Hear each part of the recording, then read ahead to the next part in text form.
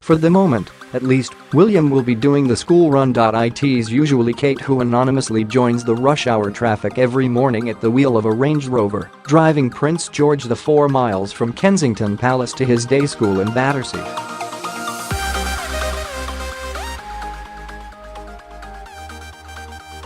And as well as 4-year-old George, Charlotte, who will be 3 on May 2nd, must be delivered to her nursery just a few hundred yards away from KP, behind the Royal Albert Hall.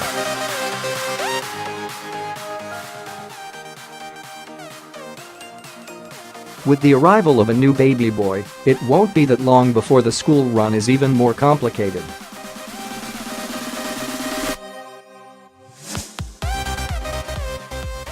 And Kate will be keen to get back into her routine as soon as possible, listening to Poppy Capital Radio over breakfast, just as Princess Diana did when William and Harry were toddlers.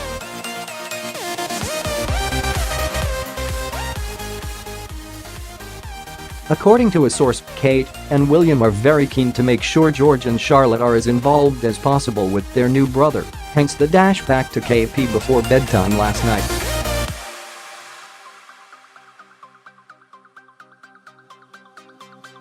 The couple are also determined to keep things as normal as possible for George, as he has just gone back to school for the summer term, and they do not want his routine disrupted.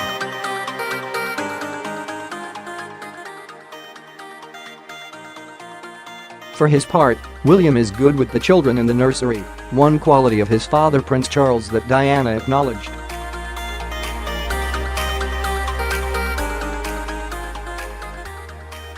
He adores bath time with the children, says one of William's circle.The new prince will be introduced to a surprisingly normal life in apartment 1A at Kensington Palace.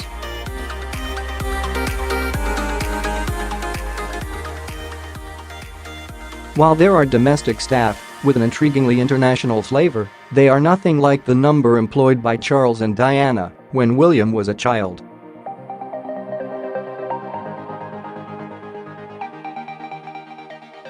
They had at least a dozen full-time staff in London, including a dresser for the princess, housekeeper, butler and a valet for the prince.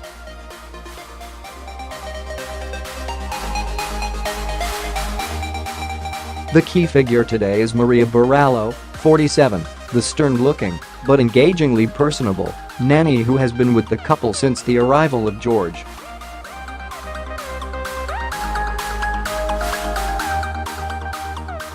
Nanny Maria, who was known as Santa Spanish for holy or saint by friends because they thought she might become a nun, lives in at Kensington Palace, where she has her own private quarters of bedroom, sitting room, kitchenette and bathroom.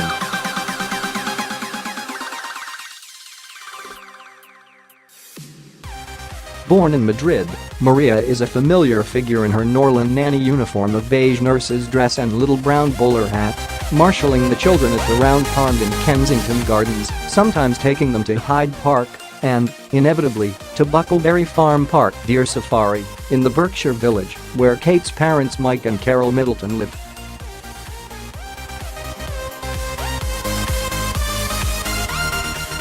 Then there's the housekeeper, Antonella Fresolone, who used to be one of the Queen's senior housemaids, working at Buckingham Palace for 13 years.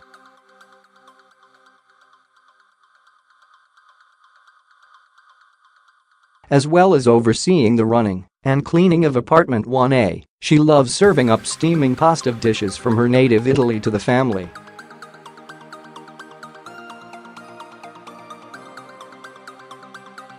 Fijian ex-paratrooper Tifare Alexander, known as Tif, performs odd jobs and the occasional bit of chauffeuring.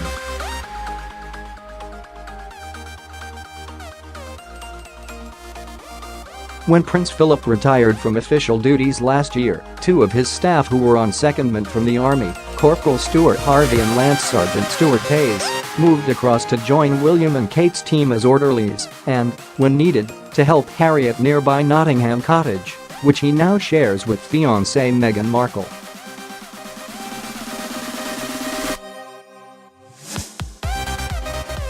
Their duties, apart from walking William and Kate's pet cocker spaniel Lupo, have been to help as waiters at social functions on official dinners, as well as cleaning shoes and delivering handwritten notes, a royal custom.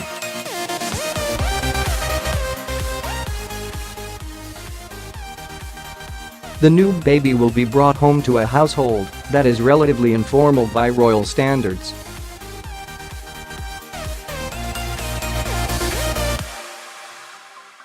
William tends to call staff by their first name, rather than their surname as his parents mainly did.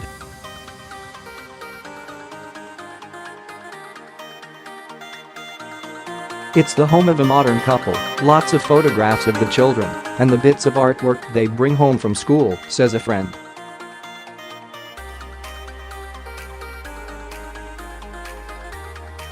It's a welcoming home, but William does guard their privacy, and he limits the number of outsiders who are let into the family circle.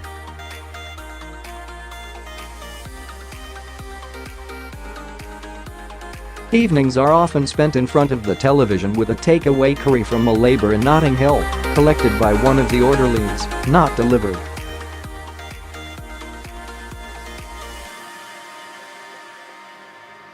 William has succeeded in creating something of the warm family atmosphere he found with the Middletons when he first knew Kate.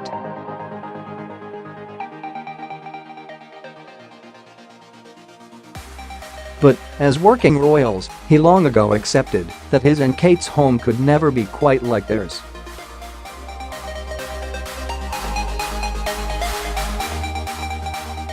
He's matched them in one area, however, like them, he now has 3 children.By last night everything had been made ready in the Peter Rabbit-themed nursery to welcome home George and Charlotte's new baby brother.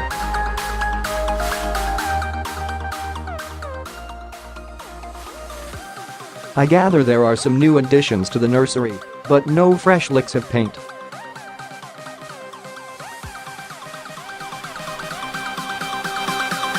There are, however, lots of new soft toys already, some from George and Charlotte, and many baby presents have also been delivered to the palace.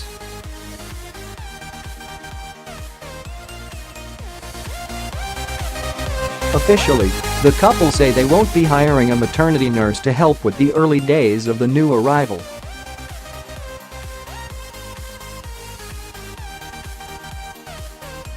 Insiders say Kate plans to breastfeed her new baby, but no one would think less of her if she did decide to call in specialist help, particularly during the night. A maternity nurse will normally sleep with the newborn and take the baby to its mother to be fed.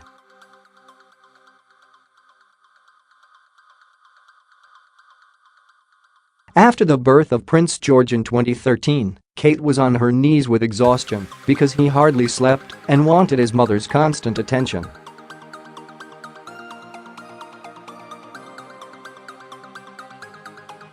When George was born, William and Kate had the builders in at Kensington Palace and were still living in cozy 2-bedroom Nottingham cottage.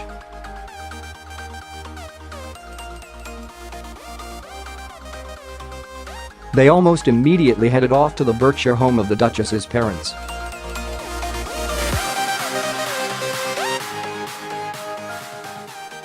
By the time Charlotte arrived 2 years later, the £4.5 million refurbishment of apartment 1A had been completed.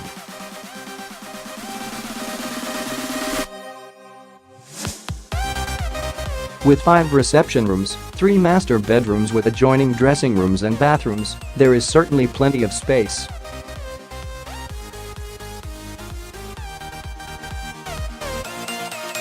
The imaginative transformation includes a night nursery, where Charlotte and George sleep, and a day nursery for playtime.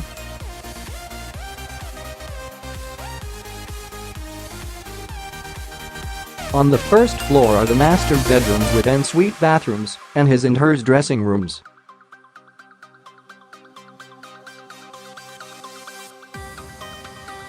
On the top floor, reached by a lift, are 9 further bedrooms for staff, while a basement area, where the photographer Earl of Snowdon once had his darkroom, is now a well-appointed gym with laundry and luggage rooms nearby.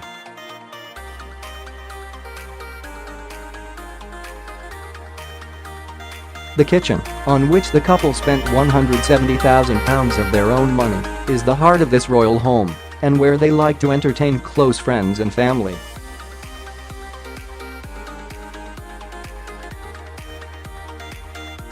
For more formal occasions, guests, who arrive through a bright and airy entrance hall with intricate cornicing and black and white flagstones, are shown to one of the two drawing rooms. In one there is a grand piano and cream sofas with floral scatter cushions.